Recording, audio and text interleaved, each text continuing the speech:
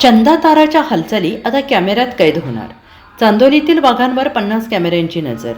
सह्याद्री व्याघ्र प्रकल्पातील चंदा आणि तारा या दोन वाघिणींच्या गळ्यातील रेडिओ कॉलर सॅटेलाईट कमांडच्या सहाय्यानं यशस्वीरित्या काढून टाकण्यात आले आहेत. या दोन्ही वाघिणी आता कोअर जंगल परिसरात स्थिरावल्या असून त्यांच्या हालचालींवर लक्ष ठेवण्यासाठी चांदोली राष्ट्रीय उद्यान परिसरात 50 ट्रॅप कॅमेरे बसवण्यात आले आहेत.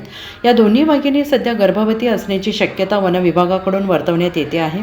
त्यांच्या शरीराच्या वाढत्या आकारमानामुळे रेडिओ कॉलरच्या अडथळा किंवा इजा होऊ नये हा मुख्य उद्देश ठेवून ती काढण्याचा निर्णय घेण्यात आला. तसेच या कॉलरची बॅटरी संपण्याच्या टप्प्यावर होती. हा देखील एक तांत्रिक भाग होता. सुरुवातीला चंदा आणि ताराच्या हालचालींचे सूक्ष्म निरीक्षण करण्यासाठी दर अर्ध्या तासाला लोकेशन सिग्नल घेतले जात होते.